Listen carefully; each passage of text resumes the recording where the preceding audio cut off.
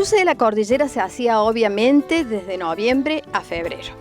Después, por razones climáticas que todos conocemos, era imposible hacerlo.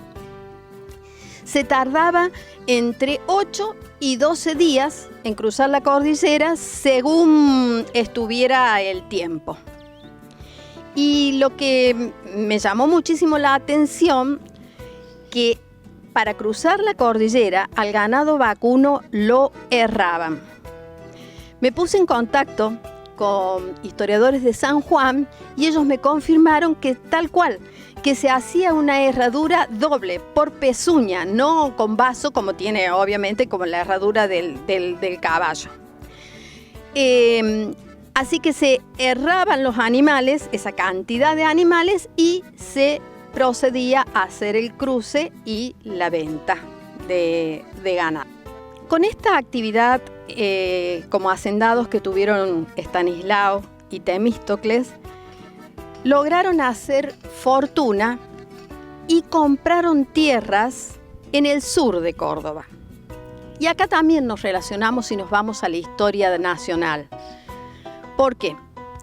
En 1879, Julio Argentino Roca hace la mal llamada campaña al desierto, porque no estaba desierto, estaba habitada por los grupos originarios. Y entre todos los territorios que se incorpora nuestro sur, lo que fue luego nuestra Pampa Gringa. Hay que pensar que Río Cuarto era un fortín. De allí hacia el sur, nuestra provincia no estaba ocupada. Nuestra provincia, lo importante era el centro y el norte. Para solventar esta campaña al desierto, se empiezan a vender a cuenta lotes, que no los llamaban lotes en realidad, y los hermanos castellanos, con mucha visión de futuro, compran en donde actualmente está la localidad de Pascanas, que está al sudeste de Córdoba, y en un pueblo llamado Washington, que está al sudoeste. O sea, compran tierras en el sur. Las tierras recién incorporadas por esta campaña, que sería motivo de una discusión a analizarla, pero lo cierto es que el sur de Córdoba quedó liberado y esas tierras fueron ocupadas. Paralelamente a esto, viene el fenómeno de la llegada del ferrocarril. Y los hermanos castellanos en Pascanas van a tener mucha injerencia, porque como el ferrocarril va a pasar por el sur de sus parcelas, ellos contratan a un ingeniero para que haga un plano, y entonces ese plano figuró en aquellos lejanos orígenes de Pascana como pueblo castellano, que era un trazado de 24 cuadras, 10 quintas alrededor, y cuando llegó el ferrocarril solo tenía 5 casas. Pero sabemos que hoy se convirtió en la zona más rica y productiva de nuestra provincia. Así que esto es bueno para reflexionar, que a veces nos creemos que la historia grande, la historia nacional, no nos toca, pero claro que nos toca, porque cuando los vientos de la historia soplan para todos. Y lo bueno del enfoque de la historia en la actualidad es que el estudiar la vida de esta casa y de las personas que la habitaron nos lleva a conectarnos con la historia nacional, que por ahí es la más conocida, la más difundida, pero no la más importante para nosotros. Aquí, en la zona del Algarrobo, que seguramente es centenario, del aljibe, el tanque de agua, seguramente aquella habitación dedicada a la cuestión de domésticas de esta casa, vamos a rescatar a la mujer de esta casa, a Doña Tránsito, porque otra de las cuestiones que tiene la historia actualmente es que rescata la vida de las mujeres, por más que éstas no hayan tenido una actuación pública importante, aunque Doña Tránsito la tuvo. Doña Tránsito se casa con don Estanislao en 1880. En 1889 empiezan esta casa, pero 10 años después él fallece. Don Estanislao era 10 años mayor que Doña Tránsito. Y quien la va a ayudar a terminar esta construcción va a ser su primogénito, que es Rafael Castellano. Doña Tránsito, mientras estuvo radicada acá, no sabemos exactamente cuándo fue la fecha que pasó a radicarse a Córdoba, porque era muy común, como acá no había posibilidades de estudios secundarios, ni tampoco universitarios, lo que hacían las familias, y más una madre viuda, fue trasladarse con sus hijos más chicos a Córdoba para que allí pudieran estudiar.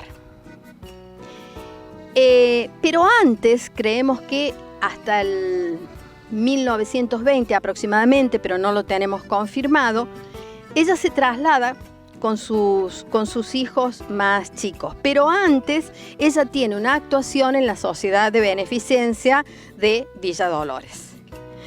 Pensemos también que Villa Dolores era una ciudad muy joven. Había sido fundada en 1853. Y nosotros estamos hablando del 1900, o sea, unos 40, 50 años apenas, en tiempos que eran más lentos, los avances, era poco, no había nada, o sea, acá estaba todo por hacerse. Y un relato oral habla de la valentía de esta mujer, porque en una oportunidad una de sus hijas pequeñas se enferma y ella no duda en salir desde aquí con un peón que conocía el camino a Chile, solo con el peón y su hija a caballo para llegar hasta Chile, donde había un médico de renombre. Eso también habla de cómo en esa época nuestra zona estaba muy conectada con La Rioja, con Cuyo, con Chile. Después el desarrollo de los caminos o el ferrocarril nos va a contactar con otras regiones. Pero bueno, eso habla de una mujer valiente. Seguramente hubo muchas tristezas y muchas alegrías en esta casa. Ellos tuvieron, don Estanislao y doña Tránsito tuvieron 9 hijos, de las cuales 3 mujeres fallecieron en la infancia, cosa que era muy común en esa época porque las condiciones sanitarias no eran las adecuadas y bueno, ni siquiera teníamos antibióticos, así que cualquier infección o cualquier problema podía complicarte. O sea que era muy común la muerte de los niños. Bueno, así recordamos a doña Tránsito, que bueno, también después tuvo el coraje de ir con el resto de sus hijos a la ciudad de Córdoba. Cuando su primogénito Rafael se termina sus estudios secundarios, decide radicarse acá, en esta casona. Entonces ya viene la etapa de esta casona habitada por el primogénito de este matrimonio, que fue Rafael. Como les contaba, la madre viuda instalada en Córdoba, Rafael el primogénito se instala acá y se dedica también a la hacienda, pero se dedica a la cría de mulas, no ya ganado vacuno. Se casa en este lugar. Se dice que acá se hacían unas hermosas fiestas en época de don Rafael y por eso los habitantes de Villa Dolores asocian más esta casa a don Rafael Castellano, el hijo primogénito, que a sus padres, que fueron las que la empezaron a construir. Bien, ahí al costado del tanque de agua, cuando hacían algunas instalaciones para esta restauración, descubrieron un sótano de unas dimensiones importantes. Y en la prolijidad y la dedicación que tuvieron para esta restauración, lo limpiaron y lo han dejado fantástico. Me lo mostraron y han dejado hasta impecable el sótano. Bueno, vemos que el trabajo ha sido arduo y bueno, no queda más que felicitar a los dueños y a quienes dirigieron esta obra de restauración, porque nos da la posibilidad de estar aquí y ponernos a pensar no solo sobre el legado arquitectónico, sino sobre la historia de las personas que habitaron esta casa y cómo se relaciona con la historia nacional, con la campaña al desierto, con Chile, con las grandes arrias de vacuno, luego de mulas y hasta el contacto con alguna descendiente de los huarpes. Así que, como reflexión, cuando yo miraba la madera tan noble, las vigas que sostienen el techo de la galería, la solidez de la herrería, el soportar el paso del tiempo de esas baldosas calcáreas, pensaba que hay muchas cosas que el tiempo disuelve, pero hay otras cosas que quedan. Y esas son, creo, las que nos dan fortaleza para seguir adelante funcionando como sociedad. Bueno, la verdad que tener nuestra narrativa en el relato de nuestra propia historia a través de Cecilia Frontera nos modifica la percepción.